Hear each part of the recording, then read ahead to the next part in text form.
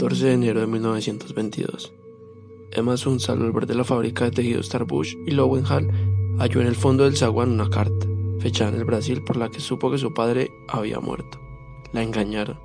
A primera vista, el sello y el sobre. Luego, la inquietó la letra desconocida. 9-10 líneas borroneadas querían colmar la hoja. Emma leyó que el señor Mayer había ingerido por error una fuerte dosis de veronal y había fallecido el 3 del corriente en el hospital de Bagué. Un compañero de pensión de su padre firmaba la noticia, un tal Feino Fein del Río Grande, que no podía saber que se dirigía a la hija del muerto. Emma dejó caer el papel. Su primera impresión fue de malestar en el vientre y en las rodillas, luego de ciega culpa, de irrealidad, de frío, de temor. Luego quiso ya estar en el día siguiente. Acto continuo comprendió que esa voluntad era inútil porque la muerte de su padre era lo único que había sucedido en el mundo y seguiría sucediendo sin fin. Recogió el papel y se fue a su cuarto. Furtivamente lo guardó en un cajón, como si de algún modo ya conociera los hechos ulteriores. Ya había empezado a vislumbrarlos, tal vez ya era la que sería.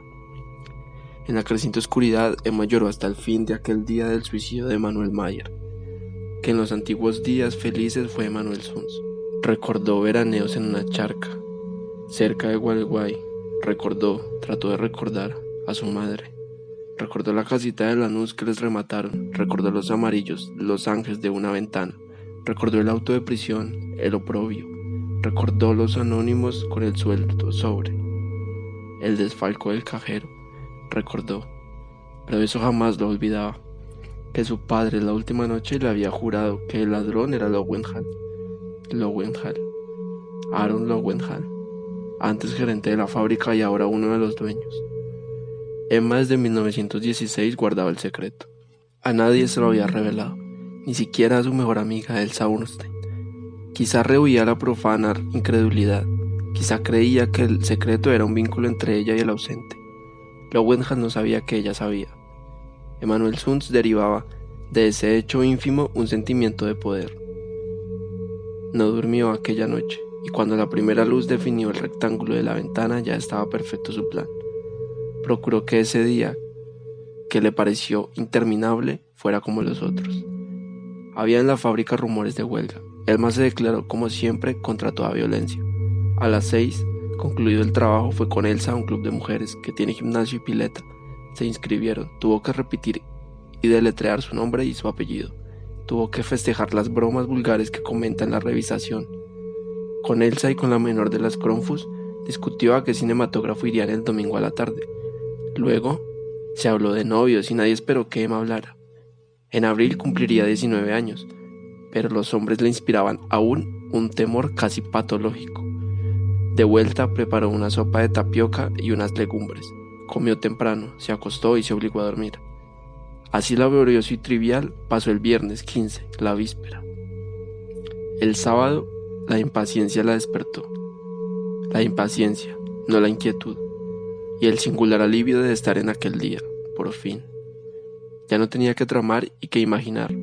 Dentro de algunas horas alcanzaría la simplicidad de los hechos. Leyó en la prensa que el Nordstrand de Malmo zarparía esa noche del dique 3. Llamó por teléfono a Lowenthal, insinuó que deseaba comunicar sin que la supieran las otras, algo sobre la huelga y prometió pasar por el escritorio al oscurecer. Le temblaba la voz, el temblor convenía a una delatora. Ningún otro hecho memorable ocurrió esa mañana. Emma trabajó hasta las 12 y fijó con Elsa y con Perla Cronfus los pormenores del paseo del domingo. Se acostó después de almorzar y recapituló, cerrados los ojos, el plan que había tramado. Pensó que la etapa final sería menos horrible que la primera y que la depararía, sin duda, el sabor de la victoria y de la justicia. De pronto, alarmada, se levantó y corrió al cajón de la cómoda. Lo abrió, debajo del retrato de Milon Sills, donde la había dejado la antenoche. Estaba la carta de Fein. Nadie podía haberla visto. La empezó a leer y la rompió. Referir con alguna realidad los hechos de esa tarde sería difícil y quizá improcedente. Un atributo de lo infernal es la irrealidad, un atributo que parece mitigar sus terrores y que los agrava tal vez. ¿Cómo hacer verosímil una acción en la que casi no creyó quien la ejecutaba? ¿Cómo recuperar ese breve caos que hoy la memoria de Emma Sunz repudia y confunde? Emma vivía por Almagro, en la calle Liniers. Nos consta que esa tarde fue al puerto. ¿Acaso en el infame paseo de Julio se vio multiplicada en espejos, publicada por luces y desnuda por los ojos hambrientos? Pero más razonable es conjeturar que al principio erró, inadvertida por la indiferente recoba. Entró en 2 o 3 bares, vio la rutina o los manejos de otras mujeres, dio al fin con hombres del Northam, de uno muy joven. Temió que le inspirara alguna ternura y optó por otro, quizás más bajo que ella y grosero, para que la pureza del horror no fuera mitigada. El hombre la condujo a una puerta y después a un turbio zaguán, y después a una escalera tortuosa, y después a un vestíbulo, en el que había una vidriera con los longes idénticos a los de la casa en Lanús, y después a un pasillo, y después a una puerta que se cerró. Los hechos graves están fuera del templo, ya porque en ellos el pasado inmediato queda como tronchado del porvenir, ya porque no parecen consecutivas las partes que los forman. En aquel tiempo fuera del tiempo, en aquel desorden perplejo de sensaciones inconexas y atroces, ¿pensó Emma Sunz una sola vez en el muerto que motivaba el sacrificio? Yo tengo para mí que pensó una vez y que en ese momento peligró su desesperado propósito. Pensó, no pudo no pensar, que su padre le había hecho a su madre la cosa horrible que a ella ahora le hacían. Lo pensó con débil asombro y se refugió, enseguida, en el vértigo. El hombre, sueco o finlandés, no hablaba español. Fue una herramienta para Emma como ésta lo fue para él. Pero ella sirvió para el goce y él para la justicia. Cuando se quedó sola, Emma no abrió enseguida los ojos. En la mesa de la luz estaba el dinero que había dejado el hombre. Emma se incorporó y lo rompió como antes había roto la carta. Romper dinero es una impiedad, como tirar el pan. Emma se arrepintió, apenas lo hizo. Un acto de soberbia, y en aquel día el temor se perdió en la tristeza de su cuerpo, en el asco. El asco y la tristeza la encadenaban, pero Emma lentamente se levantó y procedió a vestirse. En el cuarto no quedaban colores vivos, el último crepúsculo se agravaba. Emma pudo salir sin que se lo advirtieran. En la esquina subió a un lacroce que iba al oeste. Eligió conforme su plan el asiento más delantero para que no la vieran la cara. Quizás le confortó verificar en el insípido trajín de las calles que lo acontecido no había contaminado las cosas. Viajó por barrios decrecientes y opacos, viéndolos y olvidándolos en el acto, y se apeó en una de las calles de Warnes. Paradójicamente su fatiga venía de hacer una fuerza, pues la obligaba a comunicarse en los pormenores de la aventura y le ocultaba el fondo y el fin. Aaron Lowenthal era para todos un hombre serio, para sus pocos íntimos un avaro. Vivía en los altos de la fábrica, solo. Establecido en el desmantelado arrabal, temía a los ladrones. En el patio de la fábrica había un gran perro y en el cajón de su escritorio, nadie lo ignoraba, un revólver.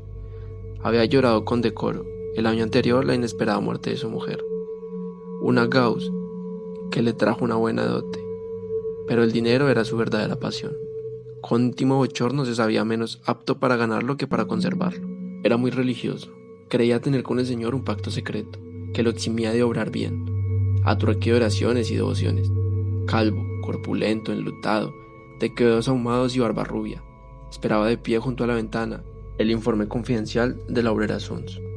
La vio empujar la verja, que él había entornado a propósito, y cruzar el patio sombrío. La vio hacer un pequeño rodeo cuando el perro atado ladró. Los labios de Emma se atareaban, como los de quien reza en voz baja. Cansados, repetían la sentencia que el señor Lowenthal oiría antes de morir. Las cosas no ocurrieron como había previsto Emma Sunz. Desde la madrugada anterior ella se había soñado muchas veces, dirigiendo el firme revólver, forzando al miserable a confesar la miserable culpa y exponiendo la intrépida estratagema que permitía a la justicia de Dios triunfar en la justicia humana. No por temor, sino por ser un instrumento de la justicia. Ella no quería ser castigada. Luego, un solo balazo en la mitad del pecho rubricaría la suerte de Lowenthal, pero las cosas no ocurrieron así.